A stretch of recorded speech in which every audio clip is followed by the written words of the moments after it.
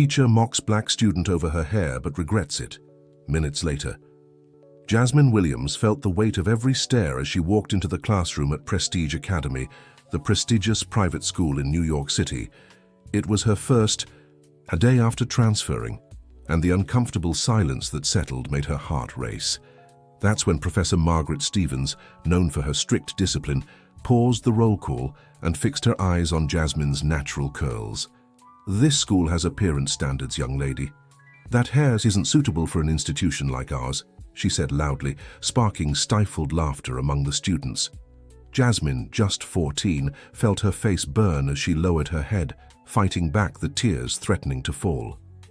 Prestige Academy was one of the most traditional and expensive schools in New York City. Located in the Upper East Side, it had catered to the children of the city's elite for decades. Its wide halls and well-equipped classrooms contrasted with the rigid rules and lingering conservatism in the air. Jasmine had earned one of the rare scholarships the school offered, thanks to her hard work and top grades at her former public school. Grandma Ruby and Grandpa Walter, who had raised Jasmine after her mother's passing, had saved for years to buy her uniform and school supplies, hoping to give their granddaughter opportunities they never had. "Study, my dear.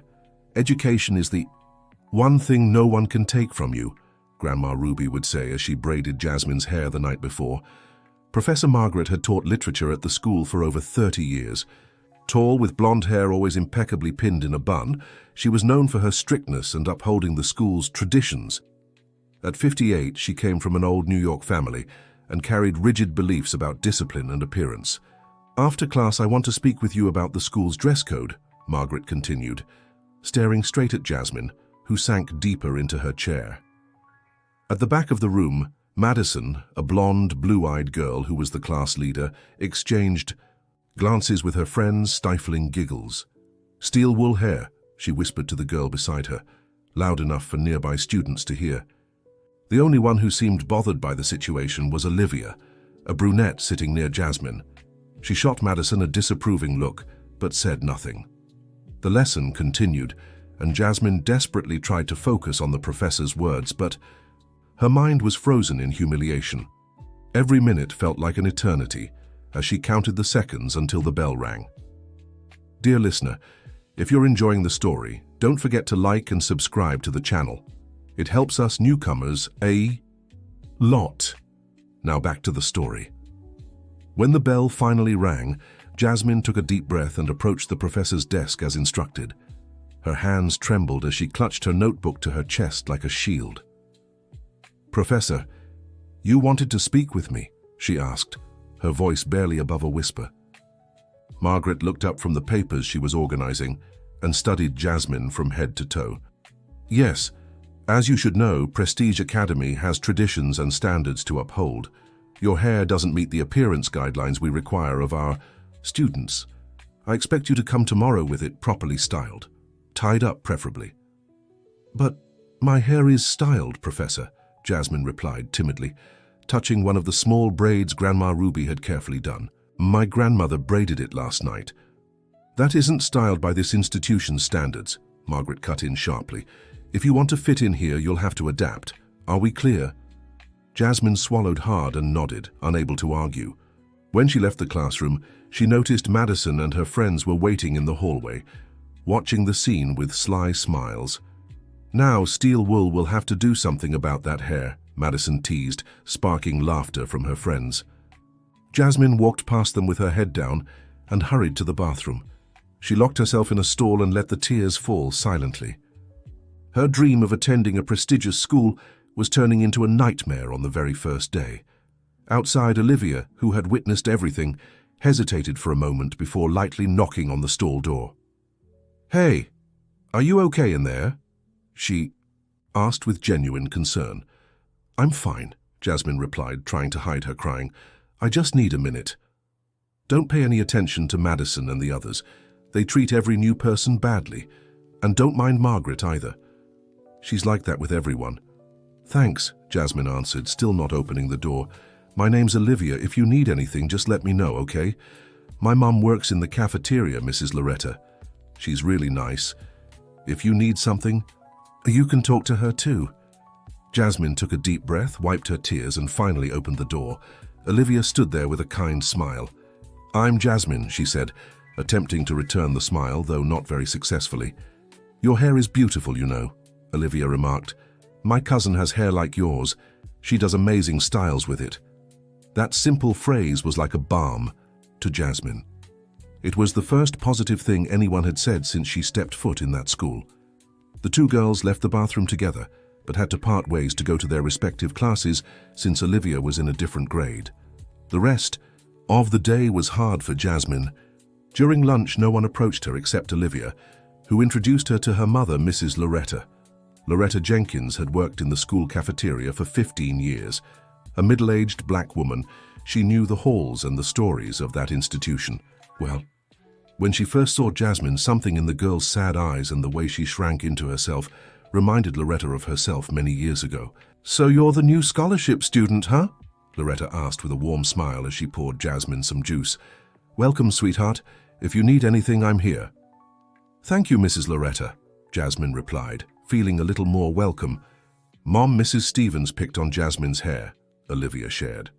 Loretta's smile faded for a moment, and her eyes showed a shadow of concern. "Margaret Stevens, right?" she asked, receiving a nod from Jasmine. "I know that story well. This isn't the first time it's happened." When the bell rang, signaling the end of lunch, Jasmine returned to class with mixed feelings, gratitude for Olivia and her mother's kindness, but apprehension about the rest of the day. In literature class, Margaret asked the students to read a Walt Whitman poem aloud. When it was Jasmine's turn, the girl began reading in a shaky voice. "Louder and clearer, please," Margaret interrupted, "and try to pronounce the words correctly. That accent isn't suitable for reading a great American poet." Jasmine, who had been born and raised in New York City, had no accent different from the other students. The comment was clearly just another form of humiliation. She continued, reading, her voice now strained from the effort not to cry again. After class, Madison approached Jasmine with false sympathy. "If you want, I can lend you a homemade straightening recipe my maid uses. Maybe it'll help with that problem," she said, drawing more laughter from her friends. Jasmine just shook her head and quickly left the room. In the hallway, she found Olivia, who seemed to be waiting for her. "Want me to walk you to the bus stop?" offered Olivia. "No need, thank you. My grandma is picking me up today," replied Jasmine, grateful for the kindness. Outside the school, Grandma Ruby waited anxiously for her granddaughter. Her wrinkled face lit up when she saw Jasmine approaching. "So, my dear, how was your first day?" she asked enthusiastically. Jasmine forced a smile, unable to tell her grandmother about the humiliation she'd endured. "It was good, Grandma. I'm just a little tired." Grandma Ruby, with the sensitivity of someone who had raised her granddaughter since infancy, sensed something was off, but chose not to press. On the crowded bus ride home, she tried to cheer Jasmine up by talking about the special dinner she'd prepared to celebrate her first day at the new school.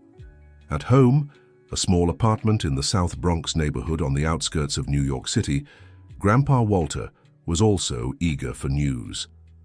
"Well, Princess, how was that fancy academy?" he asked, sitting in his favorite armchair with the newspaper in his lap. "It was cool, Grandpa," Jasmine lied again, avoiding a longer conversation. "I'm going to take a shower before dinner, okay?" In the bathroom alone, Jasmine stared at her reflection in the mirror. The braids carefully done by her grandmother, which had once made her feel beautiful and connected to her roots, now seemed like a problem to be fixed.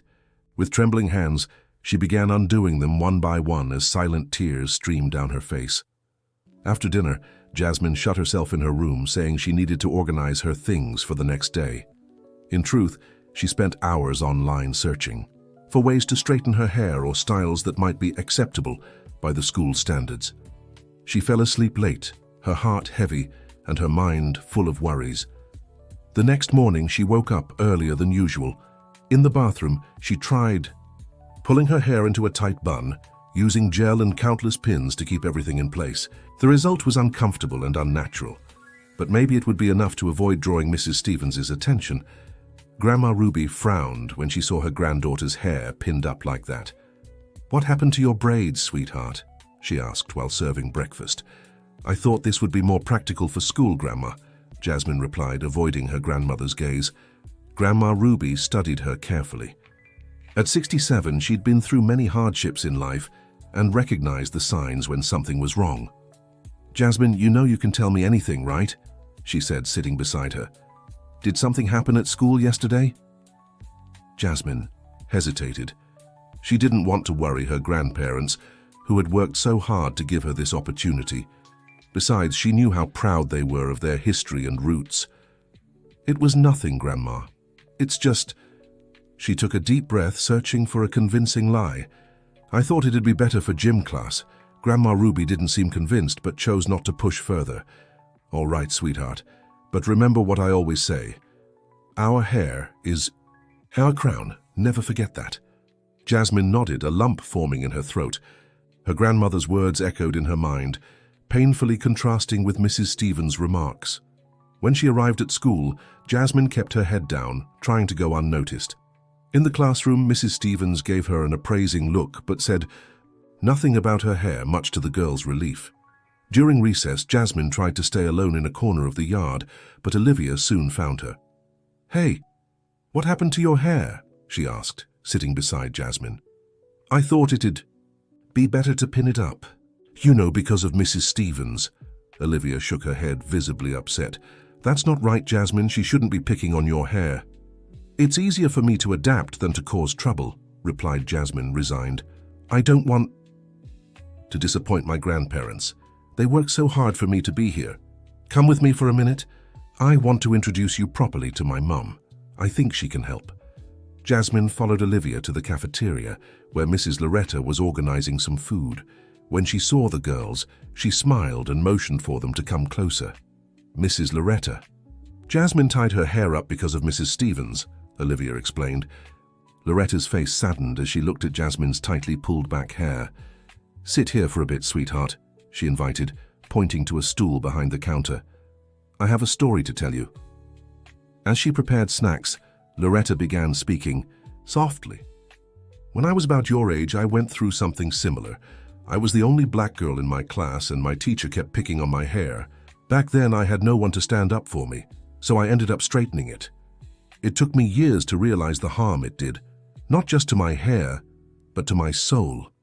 Jasmine listened intently, feeling an immediate connection to Loretta's story. "What did you do?" she asked. "First, I adapted just like you're doing now. But one day, when I was older, I realized I was repeating the same pattern with my daughter." She glanced affectionately at Olivia. "That's when I decided we had to break that cycle. Olivia has straight hair like her father, but I taught her to value every kind of beauty." Olivia smiled, proud of her mother. "What I'm trying to say, Jasmine, is that I understand your choice to adapt right now, but don't let them take away your essence, your identity. Sometimes resisting quietly is also a form of fighting back." The bell rang, signaling the end of recess, and Jasmine had to return to class. But Loretta's words stayed in her mind for the rest of the day. In the next class, Mrs. Stevens asked the students to form groups for a project on modernist American literature. When Jasmine tried to join a group, Madison and her friends made faces of disapproval. "Sorry, but our group is already full," Madison said, even though there were only 3 people in a group meant for 4. Jasmine looked around and realized everyone else had already paired up. "Looks like someone's without a group," Mrs. Stevens remarked, glancing at Jasmine. "Well, you can do the project individually then." "Teach her she can join our group," said a boy named Tyler, who was in a group with 2 other classmates. Mrs. Stevens seemed annoyed but couldn't refuse. "Fine then, Jasmine joins Tyler's group." Tyler was a light-skinned boy with curly hair. He wasn't one of the most popular students, but he was respected for being smart and good at sports. His groupmates, Ethan and Mason, initially seemed bothered by Jasmine's presence, but Tyler made sure to include her in their discussions. "Do you know any works by Ralph Ellison?" Tyler asked Jasmine as they planned their project. "I do. I've read Invisible Man and some of his short stories," she replied, surprised he'd asked for her opinion. "That's great. I really like his writing about racial prejudice. Maybe we could include that in our project. What do you think?" Ethan and Mason agreed without much enthusiasm, but Jasmine felt a flicker of hope. Maybe not everyone in this School was like Madison and her friends. When class ended, Tyler caught up with Jasmine in the hallway. "Hey, don't mind Madison and the others. They treat everyone like that." "Thanks for including me in the group," Jasmine said. "No problem. Besides, from what you said about Ellison, I could tell you know your literature." Jasmine smiled, feeling valued for her intelligence for the first time since arriving at this school. "Why did you tie your hair up?" Tyler suddenly asked. "Yesterday you had braids, didn't you? They looked nice." Jasmine was caught off guard, surprised he had noticed and complimented her previous hairstyle. "Well, Mrs. Margaret said my hair wasn't within the school's dress code." Tyler made a face. "That's just how Margaret is. My older brother went here and said she hasn't changed in years, always picking on something, especially scholarship students." In that moment, Jasmine realized maybe it wasn't just her hair. Being a scholarship student and black put her in an even more vulnerable position in that elitist environment. When she got home that day, Jasmine was deep in thought. Her encounter with Mrs. Loretta and Tyler's kindness had given her a new perspective, but she still felt unsure about what to do next. During dinner, Grandpa Walter noticed his granddaughter's silence. "Something wrong at school, sweetheart?" he asked, scooping more rice onto her plate. Jasmine looked at her grandparents. Grandma Ruby and Grandpa Walter had sacrificed so much for her. Ever since her mother passed when Jasmine was just 5, they had raised her with all their love and dedication. They worked hard, saved every penny, always putting her education first. How could she disappoint them now? "I'm just adjusting." "Grandpa, it's different from my old school." "That's normal, honey. Every change takes time," Grandma Ruby said, patting her granddaughter's hand. "But always remember who you are and where you come from. Our history is our strength." Her grandmother's words struck deep. Our history is our strength. That was exactly what Mrs. Loretta had tried to tell her. That night before bed, Jasmine made a decision. She grabbed a fresh notebook and started a diary. On the first page, she wrote down Mrs. Margaret's and Madison's comments about her hair. She wasn't entirely sure why she was doing it, but she felt she needed to document these experiences as a way to hold on to her identity while trying to fit in. The next day, Jasmine went to school with her hair still tied back, but there was something different in her posture.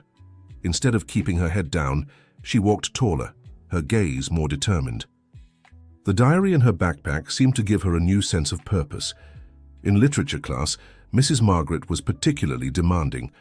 The topic was symbolist poets, and she asked students to identify characteristics of the movement in different poems. "Can anyone tell me the main symbolist feature in this poem by Whitman?" Mrs. Margaret asked. Silence filled the room. Jasmine knew the answer. She had studied symbolism at her old school, but she hesitated to speak up. "No one," Mrs. Margaret pressed, clearly disappointed. "I see we need to revisit the basics." Jasmine took a deep breath and timidly raised her hand. "Yes, Jasmine?" Mrs. Margaret said, visibly surprised. "The main symbolist feature in this poem is synesthesia, blending sensations from different senses, like when he talks about white sounds and perfumes that sing," Jasmine answered, her voice quiet but steady. Mrs. Margaret blinked a few times, clearly not expecting such a precise response. "That is correct," she admitted almost reluctantly. "Can anyone give another example of synesthesia in the poem?" No one volunteered, and Mrs. Margaret moved on without further questions. Jasmine noticed Tyler giving her an approving look from across the room. During break, Madison and her friends passed Jasmine in the hallway. "Look, the scholarship girl actually knows something," Madison taunted. "Probably memorized everything just to get the scholarship, huh?" Jasmine chose not to respond, but made a mental note to write it down in her diary later.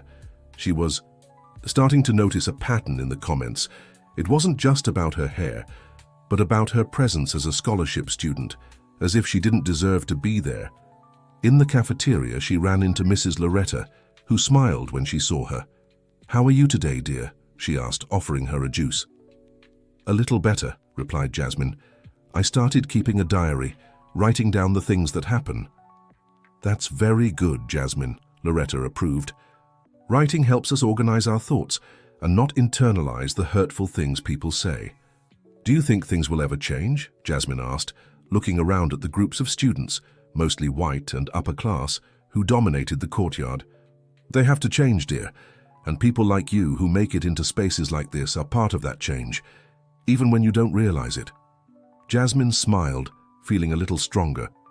Mrs. Loretta, can I ask you something? Have you known Professor Margaret for a long time? Loretta's face took on a complicated expression, mixing irony and sadness. Longer than she realizes. We went to the same college, you know.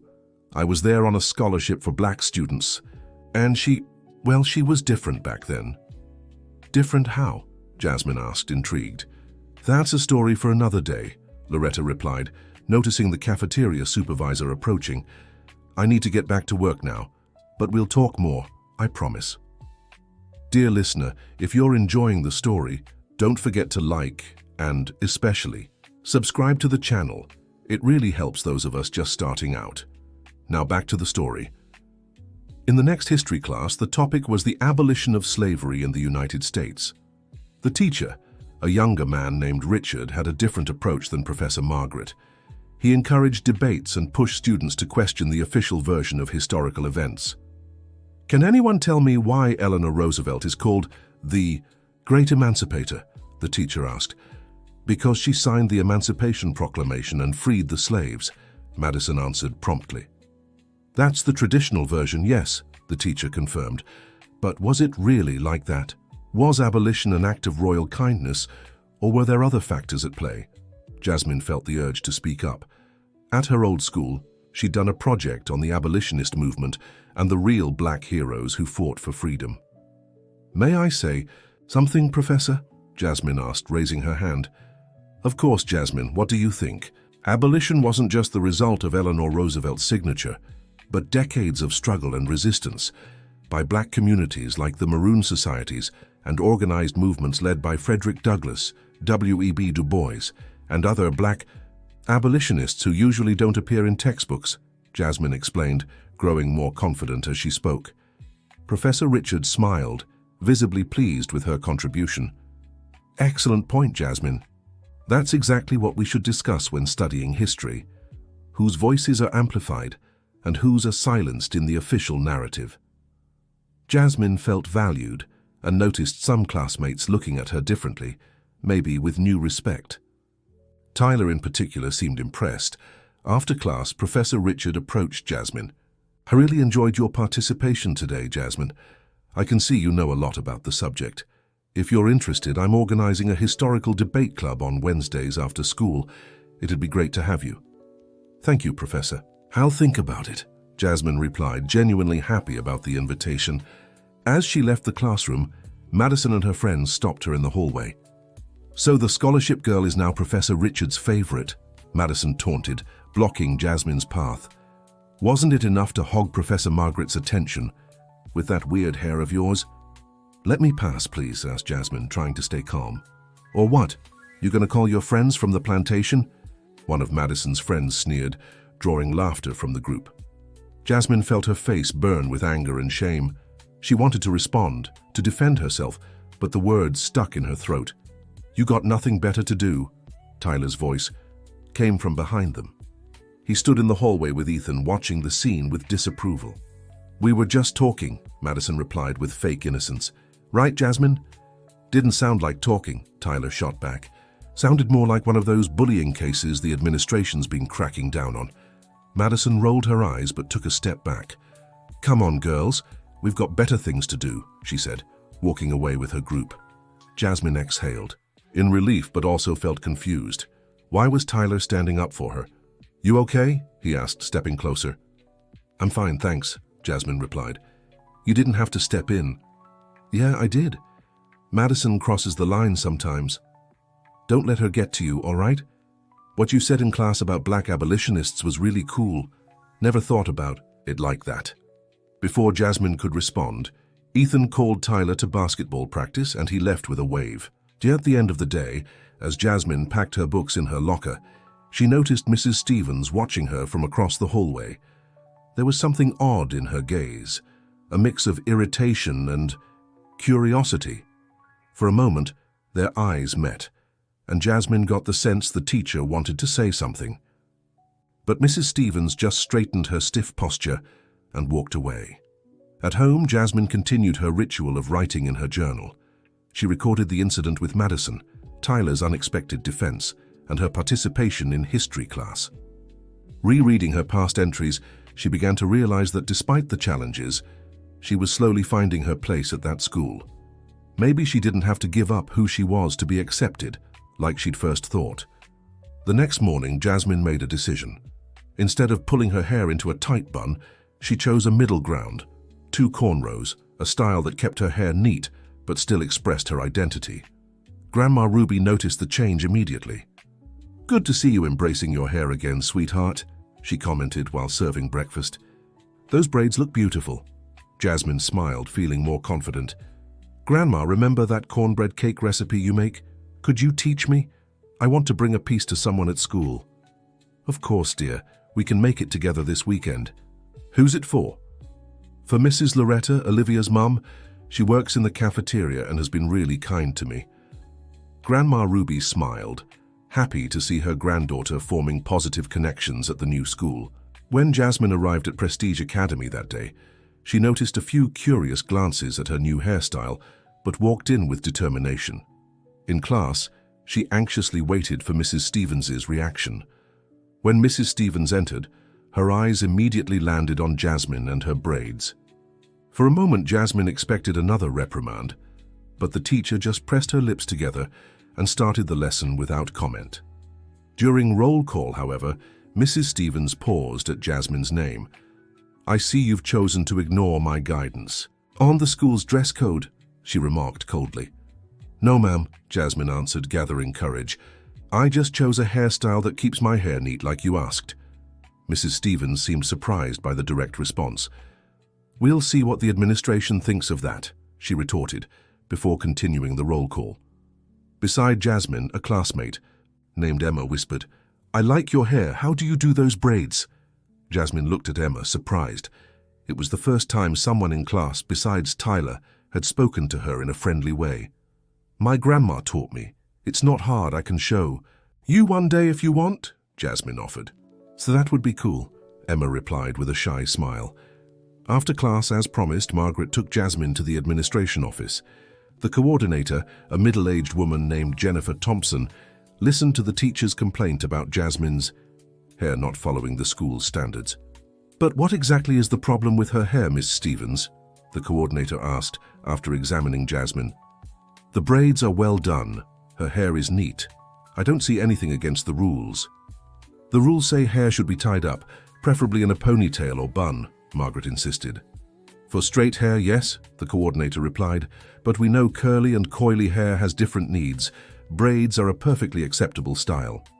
Jasmine watched the conversation silently, surprised by the coordinator's defense. "Besides," Jennifer continued, "we received a notice from the Department of Education reinforcing the Equality in Education Act, which includes valuing black aesthetics in schools. Prestige Academy needs to adapt to the times, Ms. Stevens." Margaret seemed uncomfortable but nodded stiffly. "As you wish, coordinator. May I return to my class now?" "Of course, Mrs. Stevens. And Jasmine, your hair looks great, just like that. If you have any other issues, you can come to me directly, okay?" Jasmine thanked her and left the office feeling a mix of relief and satisfaction. She hadn't expected to find an ally in the coordinator. In the hallway, she ran into Olivia, who looked anxious. "So what happened?" "My mum told me Ms. Stevens was taking you to the office because of your hair. The coordinator was really nice. She said my hair doesn't break any rules and that the school needs to respect black aesthetics." Olivia celebrated quietly. "That's amazing, Jasmine. My mum's going to be so happy to hear that." During break, Jasmine went to the cafeteria to share the news with Mrs. Loretta. "I knew Jennifer wouldn't go along with that," Loretta said with a satisfied smile. "She's new here. She only became coordinator 6 months ago. She came from a public school with a strong anti-racist education program." "Mrs. Loretta, you were going to tell me how you met Ms. Stevens." Loretta glanced around, making sure no one was nearby. "It's a long story, Jasmine, but I'll tell you a little.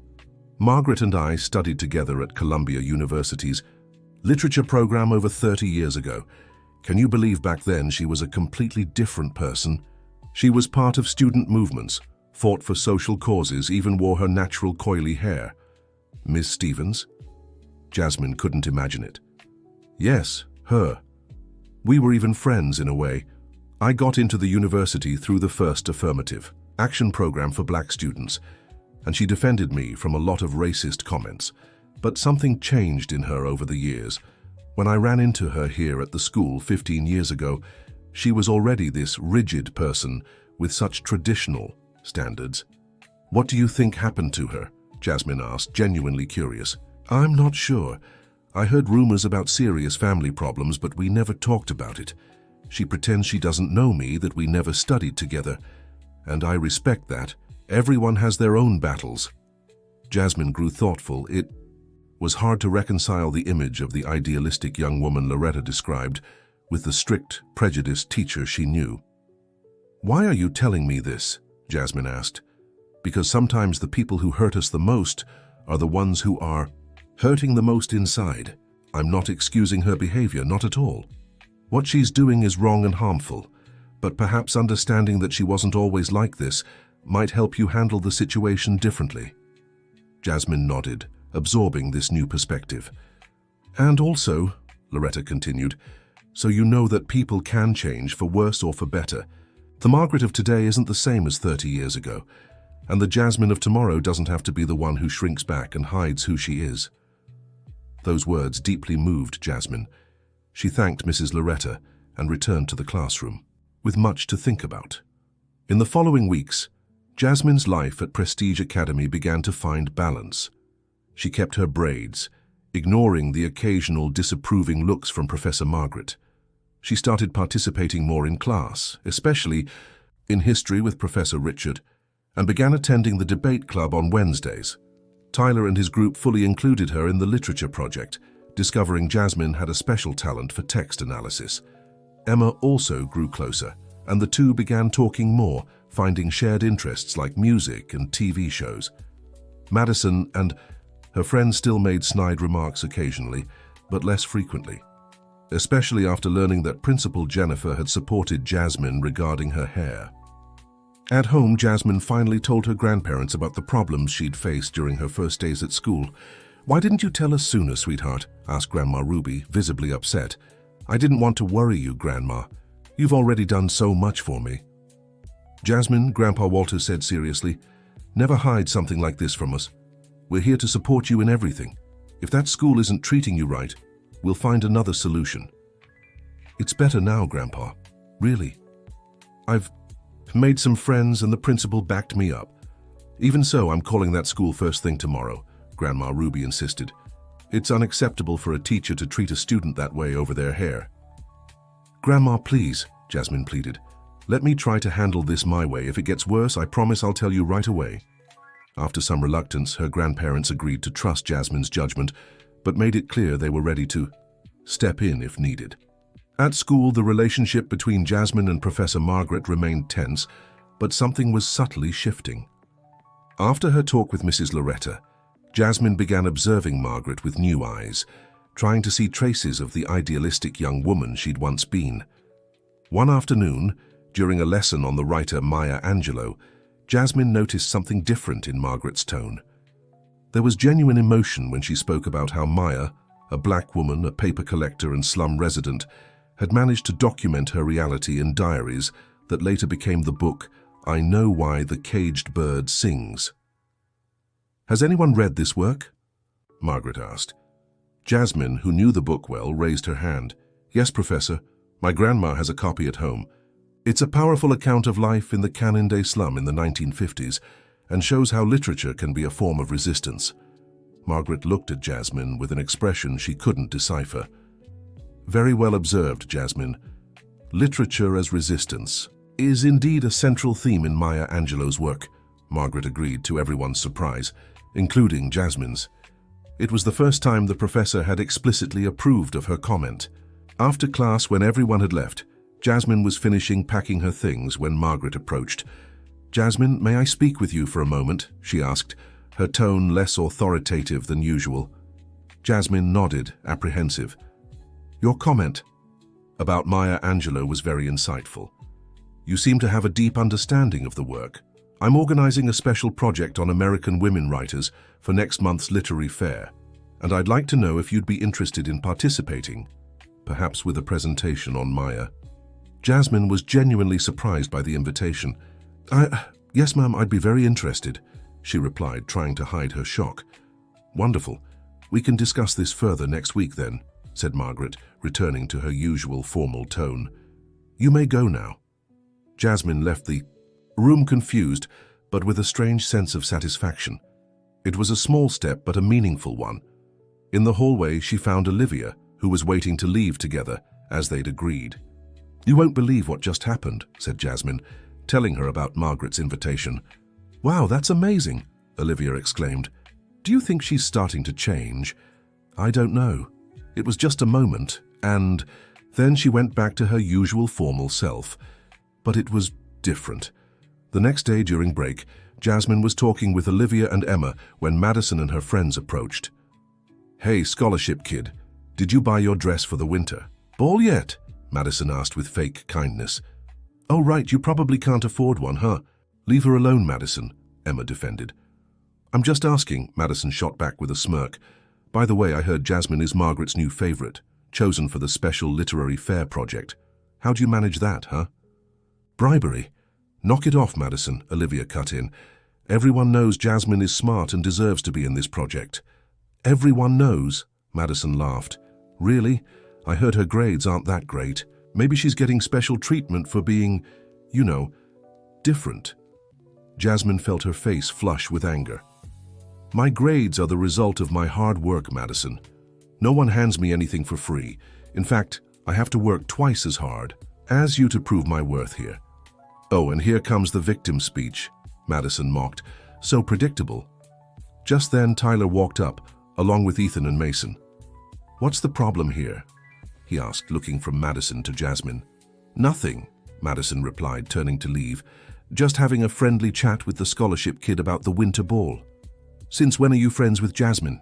Tyler questioned skeptically. Madison just shrugged and walked away with her friends. "I'm starting to think she has some kind of obsession with you," Tyler said to Jasmine. "Always looking for reasons to pick a fight." "Forget it," Jasmine replied, still irritated. "It's not worth it." "Are you going to the winter ball?" Emma asked, trying to change the subject. "I don't know," Jasmine said thoughtfully. "I hadn't really thought about it." "You should go," Olivia encouraged. "It's really fun, and it'd be a way to show you belong at this school just as much as any of them." Jasmine smiled, grateful for her new friend's support. She still didn't feel completely at home at Prestige Academy, but things were gradually getting better. The following week, Jasmine was called to Margaret's office to discuss the literary fair project. As she entered, she noticed something different about the decor. A framed poster of Maya Angelou on one of the walls, something she hadn't noticed before. "Have a seat, Jasmine," Margaret said, seeming slightly less rigid than usual.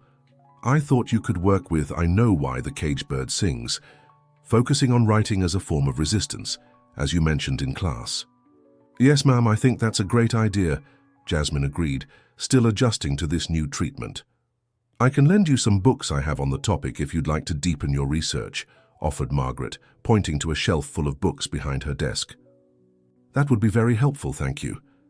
As Margaret stood to fetch the books, Jasmine noticed something on the teacher's desk. A photo in a modest frame. In the picture, a young woman with natural curly hair smiled alongside other students. Jasmine recognized the Columbia University lobby in the background. When Margaret returned with the books, she noticed Jasmine looking at the photo. "That was me many years ago," she said, her tone unfamiliar to Jasmine. There was something nostalgic, perhaps even sad. "You used to wear your hair natural," Jasmine remarked, unable to hold back the observation. Margaret seemed momentarily uncomfortable, but then nodded. "Yes, it was a different time. I was different." For a moment, Jasmine considered asking more, but the moment passed quickly, and Margaret returned to discussing the project, explaining the details and deadlines.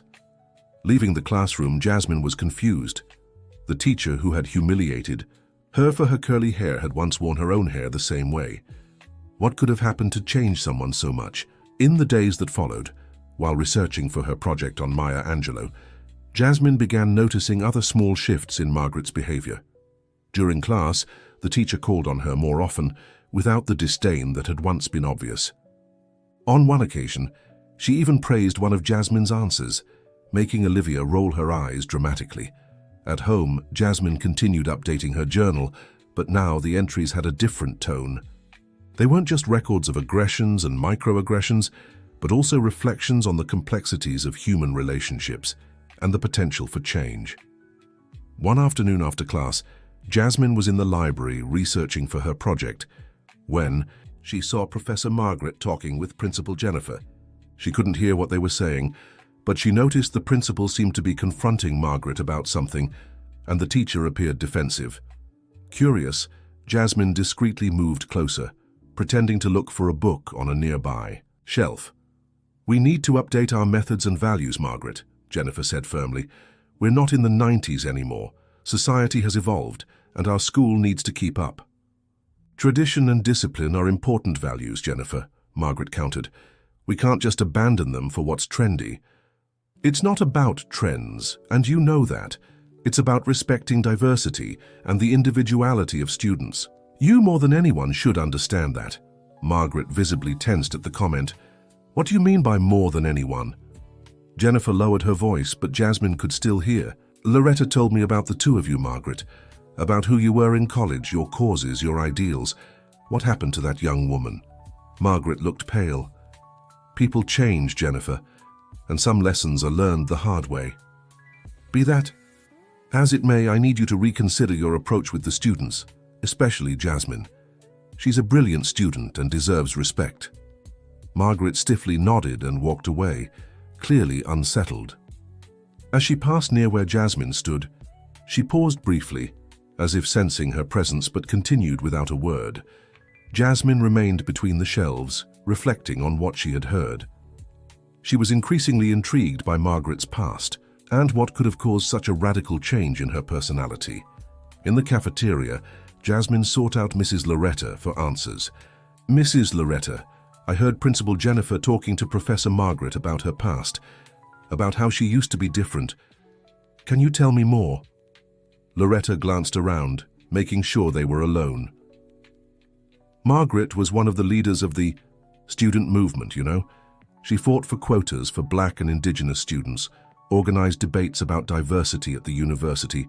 She helped me a lot when I started college and faced prejudice. She was the one who defended me when a professor tried to fail me unfairly." "So what changed?" insisted Jasmine, growing more curious.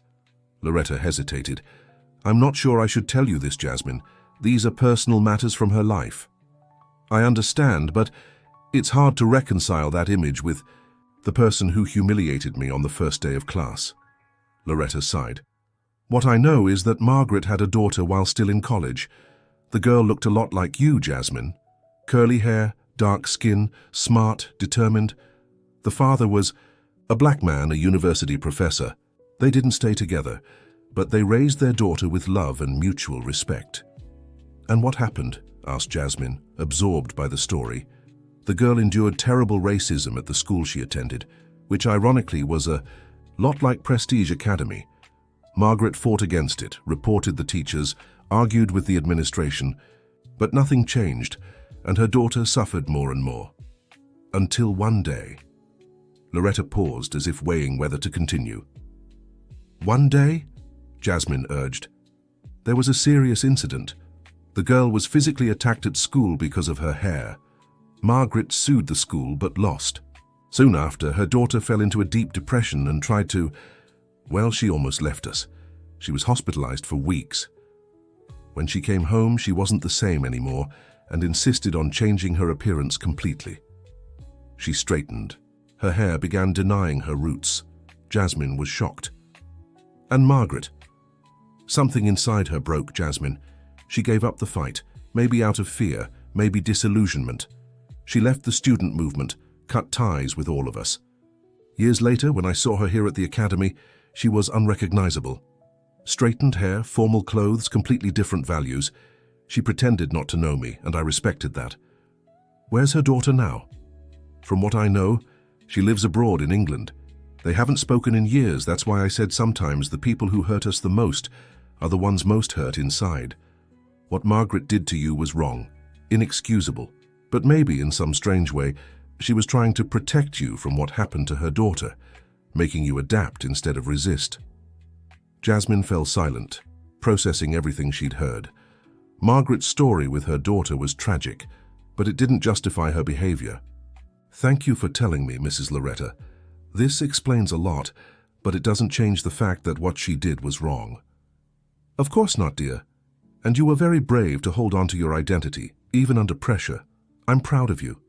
Dear listener, if you're enjoying the story, don't forget to like and especially subscribe to the channel. It helps us a lot as we're just starting out. Now, continuing. In the days that followed, Jasmine watched Professor Margaret with new eyes. She could now notice the moments when her mask of strictness seemed to crack, revealing glimpses of the person she'd once been. She also noticed how uncomfortable Margaret seemed when Madison and other students made prejudiced remarks in class, as if something inside her still rebelled against it. The work for the literary fair was progressing well. Jasmine was completely immersed in the works of Maya Angelou, finding parallels between the writer's life and her own experiences. During meetings with Margaret to discuss the project, she sensed an uneasy connection, as if both knew something they couldn't express. Then, in one of those meetings, something unexpected happened. While discussing a passage from I Know Why the Caged Bird Sings, Margaret remarked, "It's fascinating how Maya used writing as a way to preserve her dignity in a hostile environment, a quiet resistance through words." "Yes, it's like a diary," Jasmine replied, thinking of her own notebook, a space to record and process the hardships faced, without necessarily confronting them directly. "You keep a diary, Jasmine?" Margaret asked, with an expression hard to decipher. Jasmine hesitated, but decided to be honest. "Yes, Ma'am. I started when I enrolled in this school." Something flickered across Margaret's face, guilt, recognition, but it was quickly masked. "That's a good habit. Writing helps us organize our thoughts." The conversation remained professional, but there was something different in the air, a barrier that seemed to slowly dissolve. Meanwhile, Jasmine's relationships with her classmates continued to evolve. Olivia and Emma had become close friends, and even Ethan and Mason, Tyler's buddies, began treating her with more respect after noticing her intelligence and determination. In the historical debate club, Jasmine stood out with her sharp analyses, earning the admiration of Professor Richard and the other participants. Madison, however, seemed increasingly bothered by Jasmine's growing acceptance. Her snide remarks had become more frequent and aggressive, especially after learning Jasmine had been chosen for the special literary fair project. One afternoon in the science lab, Madison accidentally knocked over a vial of blue-dyed water onto Jasmine's notebook and books. "Oops, sorry," she said with fake remorse, "but maybe it matches your unique look." Jasmine took a deep breath, controlling her anger. "You know, Madison, I really don't understand why you hate me so much. What did I ever do to you?" Madison seemed caught off guard by the direct question. "I don't hate you," she replied defensively. "I just think scholarship students should be more grateful to be here. Instead, you keep challenging the rules with that hair and drawing attention." "Grateful?" Jasmine asked, incredulous. "I didn't get this scholarship as a handout, Madison. I studied hard, passed tough exams. I'm here on merit, just like you, I assume." Madison visibly stiffened. "Whatever, I just think you should adapt more instead of trying to change things." Before Jasmine could respond, the science teacher approached, cutting the conversation short. But that brief exchange gave Jasmine something to ponder. Was Madison's problem insecurity, fear of change, or was there something deeper? That night, Jasmine wrote about the incident in her diary, but instead of just recording the aggression, she tried to analyze Madison's behavior, searching for her motivations. It was a difficult exercise, but it helped her avoid internalizing the hatred. The Prestige Academy Winter Ball was approaching, and Jasmine still hadn't decided if she would go. Olivia and Emma insisted she should, but Jasmine was hesitant. She didn't have an appropriate dress, and didn't want to ask Grandma Ruby and Grandpa Walter for money for something she considered frivolous. One day, while discussing it during break, Tyler walked over. "Hey, are you all going to the ball?" he asked, seemingly casual, though Jasmine noticed he avoided looking directly at her. "Emma and I are," Olivia answered. "We're trying to convince Jasmine too." "You should go," Tyler said, now meeting Jasmine's eyes. "It'll be fun." There was something in his tone that made Jasmine blush slightly. "I haven't decided yet," she replied, feeling oddly nervous. "Well, if you do go—" Tyler hesitated, as if searching for the right words. "Maybe we could go together. As friends, you know. Me, you, Olivia, Emma, Ethan and Mason. In a group." Jasmine smiled, surprised and pleased by the invitation. "I'll think about it," she replied, feeling her heart beat faster. When Tyler walked away, Olivia and Emma exchanged meaningful glances. "What was that?" asked Olivia with a mischievous smile. "What was what?" Jasmine deflected, still smiling. "I think someone's interested in you," teased Emma, nudging Jasmine lightly. "Stop it. He's just being nice," Jasmine protested, but she couldn't hide the blush on her cheeks. At home, Jasmine finally mentioned the dance to her grandparents. "A dance? How wonderful, dear," exclaimed Grandma Ruby excitedly. "You're going, aren't you?" "I don't know, Grandma. I don't have the right dress, and I know you already. Spend so much on me." "Oh, nonsense," Grandpa Walter interrupted. "Of course you're going. It's important to take part in these things, to be part of school life." "I have an idea," said Grandma Ruby, her eyes sparkling. "Remember that blue dress that belonged to your mother? I've kept it all these years with such care. With a few adjustments, it would look perfect on you." Jasmine felt a lump in her throat. Her mother's blue dress was one of the few physical memories she had of her aside from photos. "Really, Grandma? You think it would be appropriate?" "More than appropriate, my dear. It would be a way to have your mother with you on this special night." The next day, Jasmine told Olivia and Emma she had decided to go to the dance. "That's great," Olivia cheered. "We can get ready together at my place. And Tyler will be so happy," added Emma with a sly smile. Tyler, who was approaching just then, overheard the comment. "Who's happy about what?" he asked curiously. "Jasmine decided to go to the dance," Olivia replied quickly. Tyler smiled. "Cool. So the group invitation still stands. We can pick you up at your place if you want." "My place is pretty far in the South Bronx," Jasmine replied, slightly embarrassed, "but I can meet you all here at school." "No way, it's no problem. My dad can drive us," Tyler insisted. "I just need your address." Jasmine hesitated. Her home was modest in the suburbs of New York City, very different from the Upper East Side mansions where her classmates probably lived. But something in Tyler's sincerity made her agree. "All right. Then I'll give you my address." Elsewhere in the courtyard, Madison watched the interaction with obvious displeasure. Beside her, her friends gossiped about Tyler's apparent interest in Jasmine. "I can't believe Tyler is into the scholarship girl," one of them remarked disdainfully. "It's probably just pity," suggested another. "Or maybe he's trying to be cool, you know? Show how inclusive he is." Madison stayed silent, but her gaze betrayed a mix of anger and something else. Maybe envy, maybe fear of losing her status as the most popular girl in class. In the teacher's lounge, a similar conversation was taking place. Mr. Richard was telling his colleagues about Jasmine's remarkable progress in the debate club. "She has incredible potential," he said. "She connects historical concepts with contemporary issues in a way many older students can't." Margaret, who was nearby organizing her notes, listened with feigned disinterest. "Have you noticed it in your class too, Margaret?" Richard asked, drawing her into the conversation. Margaret hesitated for a moment. "Yes, Jasmine shows above-average analytical skills," she replied formally. "She's working on a project about Maya Angelou for the literary fair." "Interesting choice," Richard remarked. "Was that your suggestion or hers?" "My suggestion, but she embraced the topic enthusiastically. There seems to be a personal connection to the work." "Of course there is," interjected the geography teacher, Rebecca. "Both are black women facing hostile environments, using intelligence and resilience as tools for survival." Margaret seemed uncomfortable with the comparison. I don't think Prestige Academy can be compared to a 1950s slum, she retorted defensively. Not in material terms, obviously, Rebecca agreed, but in terms of exclusion and prejudice. Let's be honest, Margaret. We know scholarship. Students, especially black ones, face many invisible barriers here. The coordinator, Jennifer, who had just entered the room, joined the conversation. That's why we're implementing the Diversity Awareness Program starting next month, she reminded them. In fact, Margaret, I'd like you to take a more active role. Your experience could be valuable. What experience? Margaret asked tensely.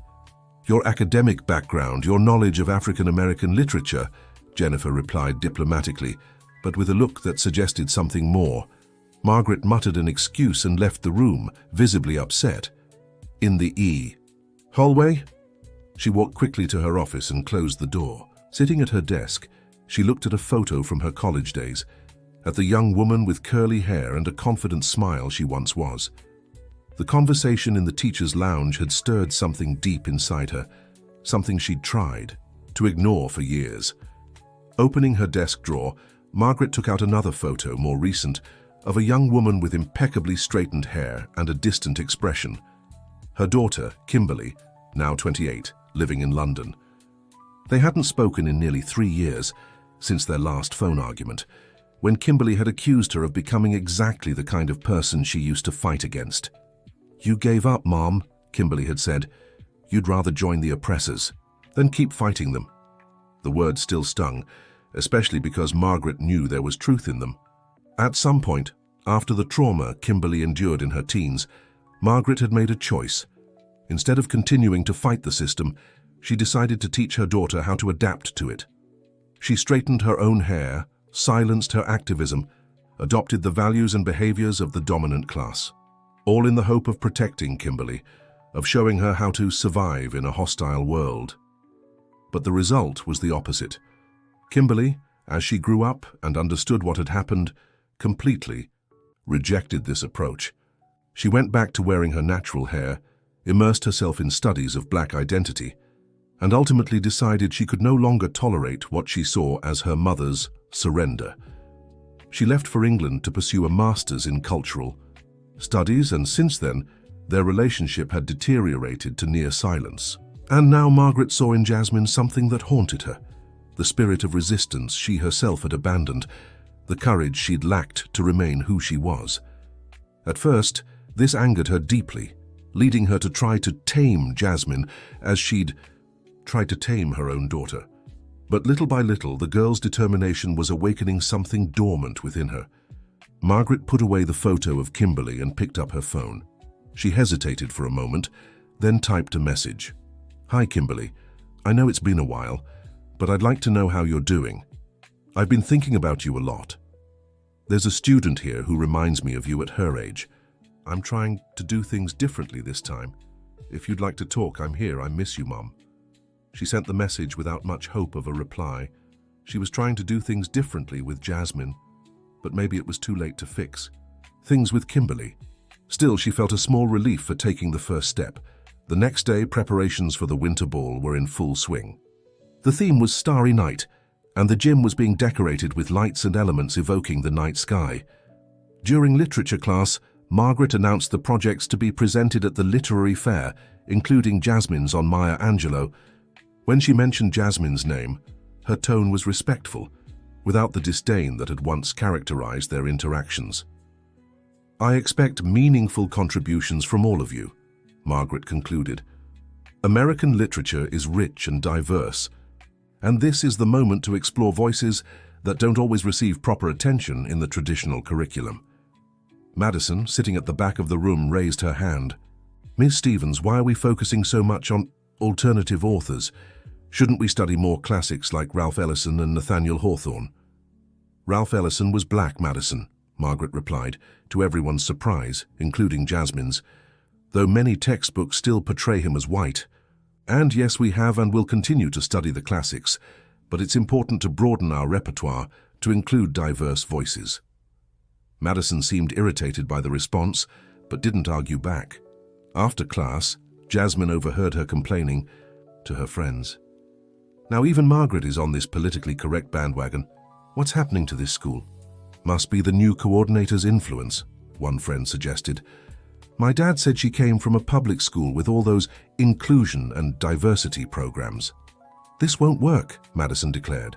Prestige Academy has always been traditional. Parents won't like these changes.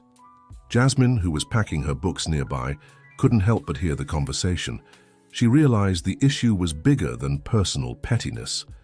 Madison represented resistance to change, an attachment to privileges, and traditions that excluded people like her. During break, Jasmine ran into Mrs. Loretta, who seemed especially cheerful. "Are you going to the dance, Jasmine?" she asked while pouring juice. "Yes, Mrs. Loretta. My grandma is adjusting a dress that belonged to my mom." "How lovely. And your hair? What are you doing with it?" "I'm not sure yet. I was thinking of braids like on the first day. If you'd like, I can help. I'm good with curly hair, and we could do something special for the occasion." "Really? That would be wonderful," Jasmine exclaimed. "Of course, come by Saturday morning before the dance. I can help you get ready." Mrs. Loretta's offer touched Jasmine deeply. Besides Olivia and Emma, Loretta had become an important source of support and guidance in her journey at Prestige Academy. The big day finally arrived. Grandma Ruby had done a marvelous job with the navy blue dress that once belonged to Jasmine's mother. With a few adjustments and a silver belt, the dress looked new and perfectly suited for the dance. As planned, Jasmine went to the school that morning to meet Mrs. Loretta. In the empty cafeteria, Loretta had set up a small space with a mirror and hair products. "I was thinking of a crown of braids. What do you think?" Loretta suggested as she carefully combed Jasmine's hair. "That sounds perfect for the Starry Night theme," Jasmine agreed eagerly. As she worked on Jasmine's hair, Loretta shared stories from her youth about how she learned to value her own beauty in a world that constantly tried to diminish her. "You know, Jasmine, when I was your age, I desperately wanted to fit in. I straightened my hair with harsh chemicals, tried to speak properly without slang or an accent. I thought I had to deny my roots to be accepted. It took me years to realize that was a form of violence against myself." "How did you realize?" "Fit?" Jasmine asked, genuinely curious. "It was a long process, but one turning point was when I met my husband, Olivia's father. He loved my natural hair, said it was like a crown. At first I thought he was making fun of me, but little by little I realized he genuinely found it beautiful. It was the first time someone valued this part of me that I had tried so hard to hide." Jasmine smiled, thinking about how Tyler had complimented her braids. "And Professor Margaret, did she go through the same thing?" Loretta paused, reflecting. Margaret was different. She took pride in her hair, in her identity. She was a fighter, you know, but when her daughter suffered for expressing that same identity, something broke inside her. Instead of fighting the system, she decided to adapt to it and teach her daughter to do the same. It was a choice she made out of fear, out of twisted love. But her daughter didn't accept it, did she? No. Kimberly completely rejected that approach when she grew up. What Margaret didn't understand was that by trying to protect her daughter by erasing her identity, she was actually causing greater harm. Real protection would come from empowering Kimberly to face racism, not from teaching her to hide. When Loretta finished the hairstyle, Jasmine could hardly believe the result. Her hair was braided into an elaborate crown that framed her face, with tiny silver stars woven between the braids. "Mrs. Loretta, this is amazing," she exclaimed, admiring herself in the mirror. "Thank you, really. You look beautiful, my dear. You're going to shine at the dance. And remember, your beauty isn't despite who you are, but because of who you are." Jasmine hugged Loretta, feeling emotionally ready for the dance in a way she hadn't imagined possible weeks ago when she had first entered that school. That evening, when the doorbell rang, Jasmine felt butterflies in her stomach. Her grandmother rushed to answer, eager to meet her granddaughter's new friends. Tyler stood at the door, wearing a dark blue suit that coincidentally matched Jasmine's dress. Beside him, his father waited in the car. "Hi, Jasmine," Tyler greeted her, momentarily speechless when he saw her. "You look... wow." Jasmine smiled, blushing slightly. Thank you. You look very handsome too. Grandma Ruby invited Tyler inside and took several photos of the two, much to Jasmine's embarrassment. Grandpa Walter made sure to talk to Tyler's father, setting the return time and thanking him for the ride. On the way to the academy, Tyler seemed nervous, starting and dropping topics frequently. His father, a friendly man named Michael, tried to break the ice with questions about the dance and school. "So you're new at Prestige, Jasmine?" Michael asked, glancing in the rearview mirror. "Yes, sir. I've been there a few months on a scholarship. My son told me about you, said you're the top literature student in your class." Jasmine looked at Tyler, surprised, and he averted his gaze, visibly embarrassed. "Dad." "Just repeating what you told me, son," Michael laughed. "And it seems you were right about her hair too, it really is beautiful." Now it was Jasmine's turn to feel shy, while Tyler sank into his seat, mortified. When they arrived at the academy, the gym was magnificently decorated. The ceiling was covered in tiny lights that mimicked stars, and dark blue panels created an atmosphere that truly felt like a starry night. Olivia and Emma were already there with Ethan and Mason, waving excitedly when they saw Jasmine and Tyler.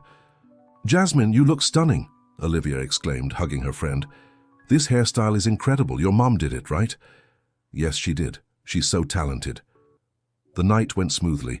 The band hired for the event played a mix of current hits and classics, and the dance floor was packed. Jasmine was having more fun than she'd expected, dancing with her friends and chatting in between. At one point, while grabbing a drink, she noticed Madison and her friends watching her from across the room. Madison wore an elaborate, expensive red dress, but her expression was one of displeasure at the attention Jasmine was receiving. "Don't mind her," said Tyler, who had approached. "She's just jealous because you're more beautiful than all of them combined." Jasmine smiled, touched by the compliment. "Thank you, Tyler, not just for the compliment, but for defending me from the start, even without knowing me well.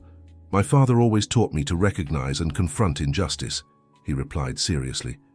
"Besides, you're amazing, Jasmine. You're smart, determined, strong. I really admire that about you." A slow song began to play, and Tyler extended his hand. "Want to dance?"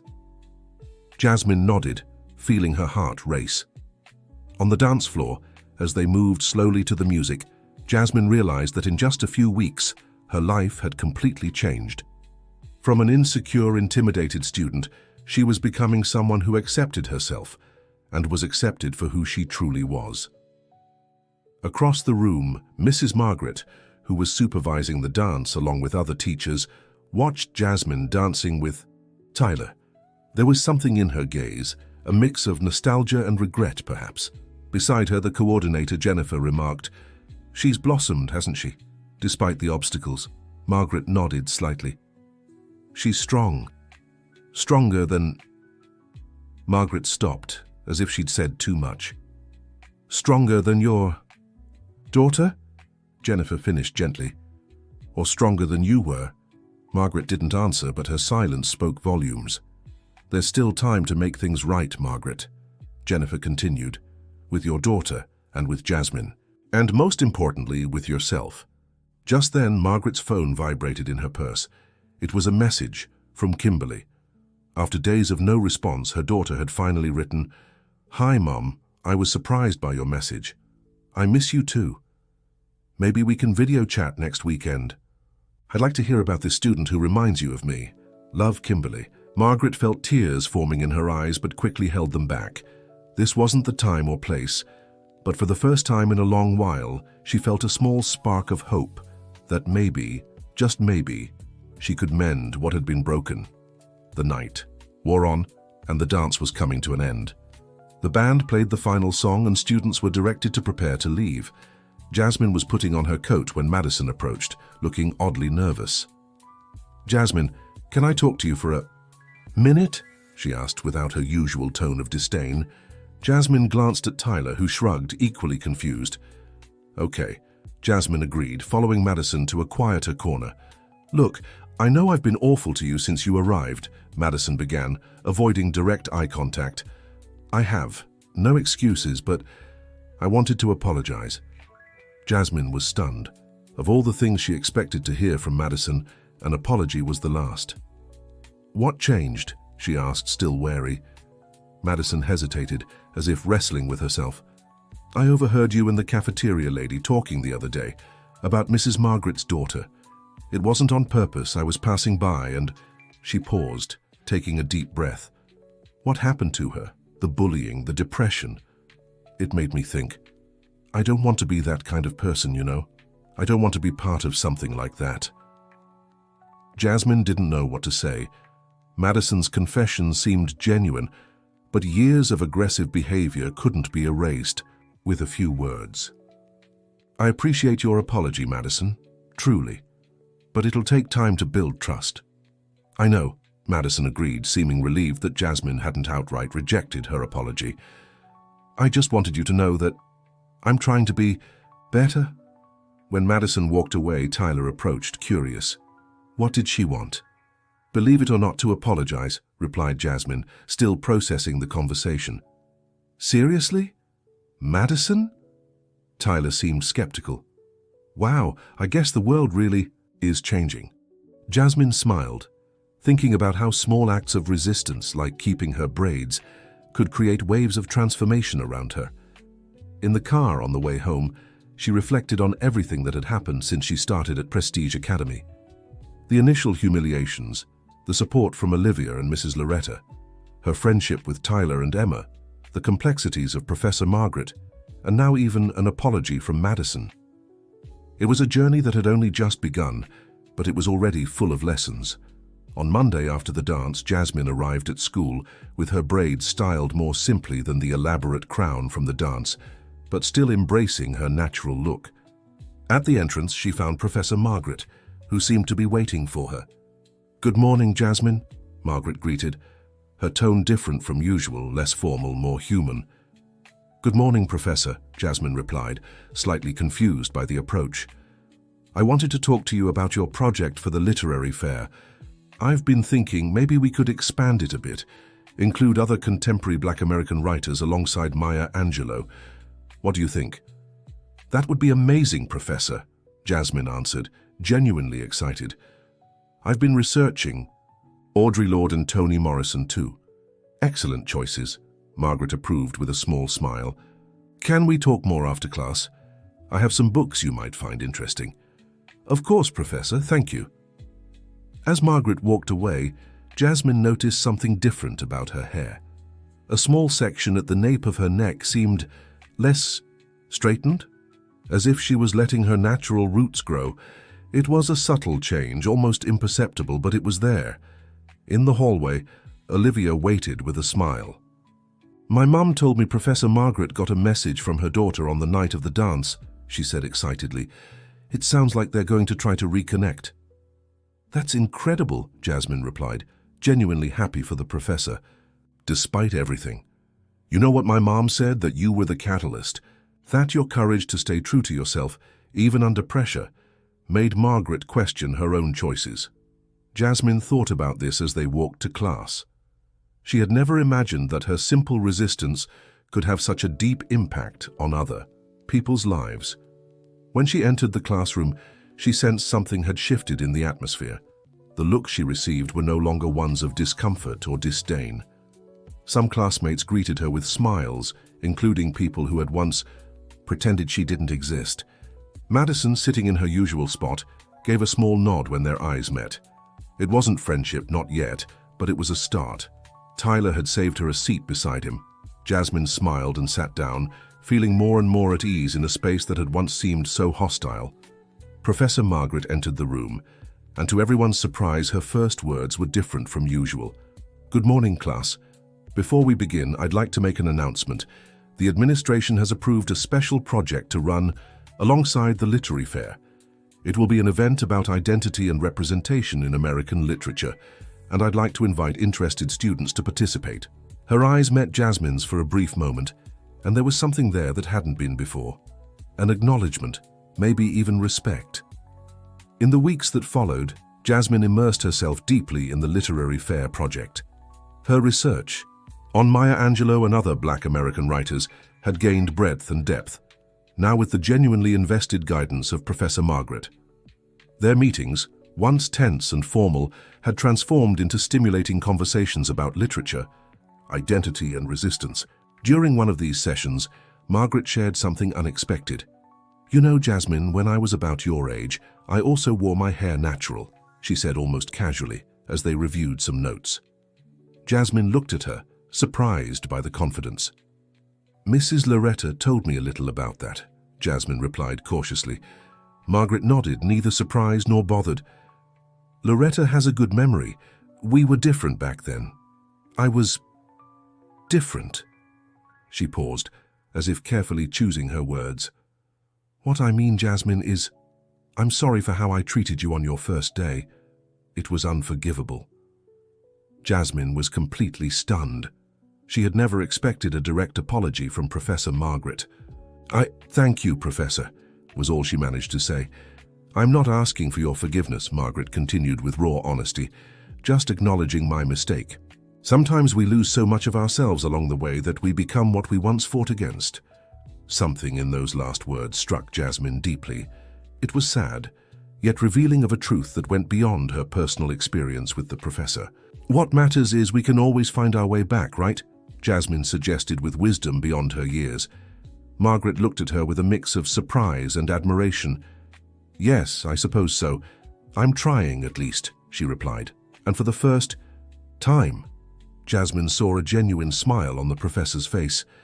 "By the way, I have some news. My daughter Kimberly is coming to visit.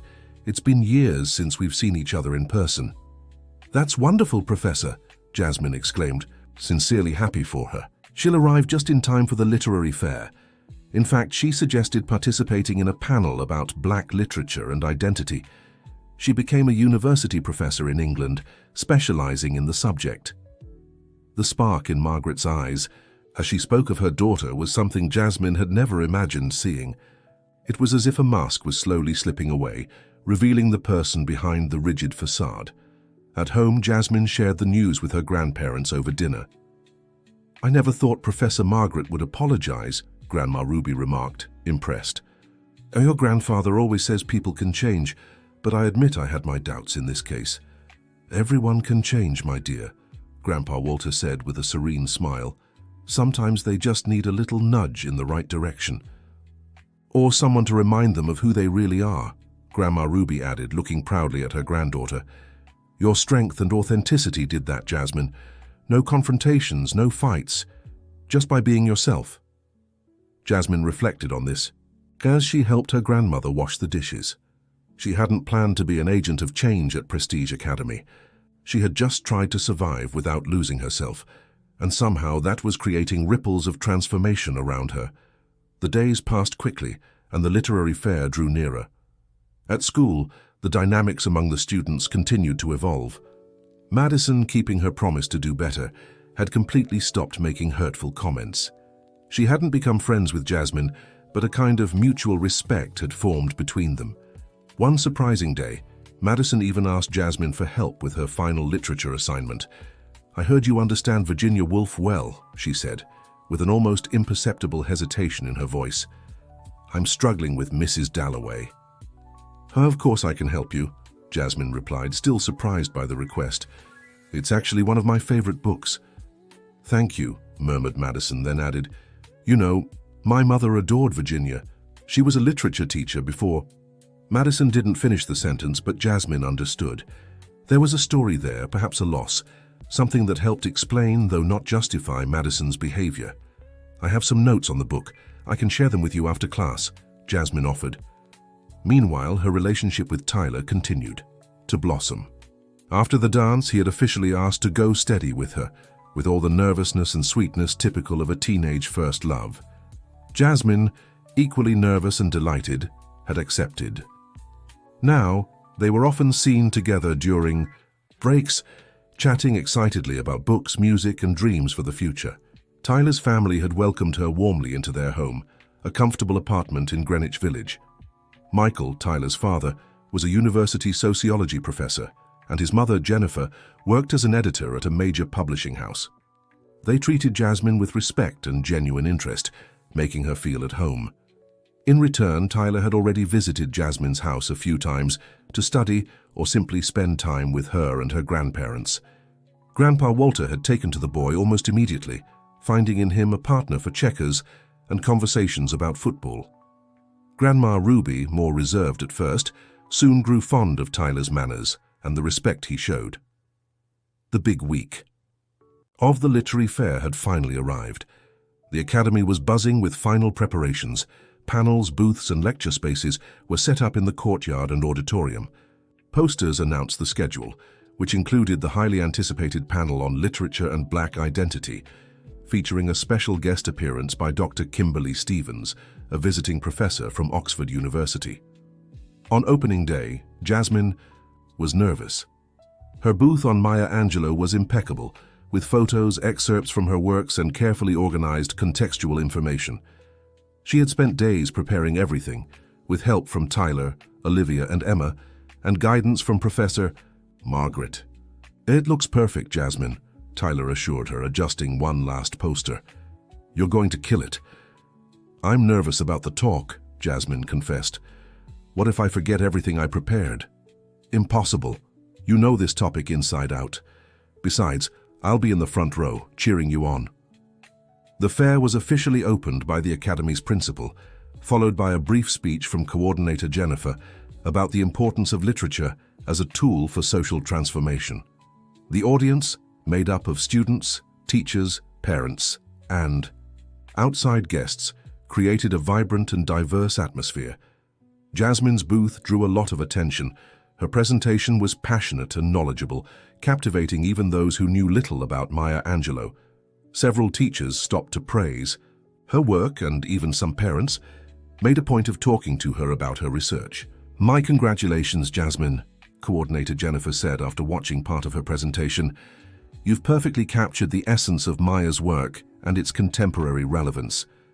But the most striking moment came when a woman with natural, curly hair, wearing an elegant patterned dress, stopped in front of the booth. There was something in her face that seemed vaguely familiar to Jasmine.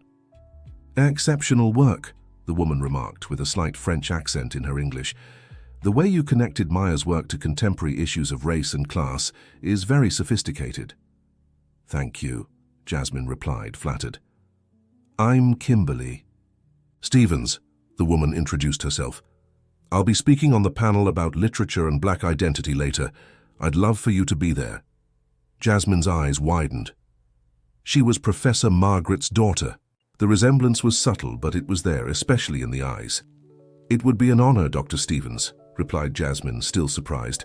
"I'm looking forward to the discussion." Kimberly smiled, and there was something in her gaze, a mix of kindness and strength, that made Jasmine feel an immediate connection. "My mother has told me so much about you," Kimberly said, lowering her voice slightly. "She said you reminded her of important things she'd forgotten." Before Jasmine could respond, Kimberly was called away by another professor. With a final smile and a handshake, she said goodbye, promising to talk more later. The afternoon passed quickly, and soon it was time for the panel on literature and Black identity. The auditorium was completely packed. In the front row, as promised, was Tyler, along with Olivia, Emma, and, to Jasmine's surprise, Madison. Mrs. Loretta had managed to get time off from the cafeteria to attend, and was seated beside Grandma Ruby and Grandpa Walter, who had been specially invited to the event. Jasmine felt a warmth in her chest, seeing her grandparents there, so proud. The panel consisted of Kimberly Stevens, Professor Richard, a local Black writer named Audre Lorde, and, surprisingly, Professor Margaret herself. Jasmine had never seen Margaret so nervous. She was visibly tense, repeatedly running her hands through her hair, which, Jasmine noticed, looked different. Her natural roots were more visible, as if she were transitioning her hair. Professor Richard opened the discussion by talking about the importance of decolonizing school curricula and including diverse voices in students' literary education. Kimberly followed with an analysis of how Black American women writers had been systematically erased from the literary canon and how this erasure reflected and reinforced power structures in society. When it was Margaret's turn to speak, there was a tense moment of silence. She adjusted the microphone, took a deep breath, and, to everyone's astonishment, including Jasmine's, began with a personal testimony. Many here know me as a defender of tradition, of conventional teaching methods, of a certain uniformity. She paused, searching for the right words. What you may not know is that I wasn't always this way. Many years ago, I was a young activist fighting for inclusion and diversity in academia. A murmur spread through the auditorium. Some of the older professors exchanged surprised glances. Life's circumstances led me to abandon those fights, to conform, to adapt to a system I once questioned. I thought it was the safest, most prudent path, Margaret continued, her voice growing steadier. But recently, thanks to some meaningful encounters, I was reminded of who I truly am and what truly matters. Her gaze briefly met Jasmine's in the audience. Literature is above all about truth, human truth in all its forms. When we exclude voices, when we homogenize the canon, we deprive our students of essential parts of that truth. I'm not here as an expert, but as someone relearning the value of authenticity and diversity. And for that I especially thank my daughter, Kimberly. She looked affectionately at Kimberly beside her, and an exceptional student who had the courage I lacked, Jasmine Williams. Tears welled in Jasmine's eyes. Beside her, Tyler squeezed her hand in support. The discussion continued, rich and stimulating, with questions from the audience and lively debates.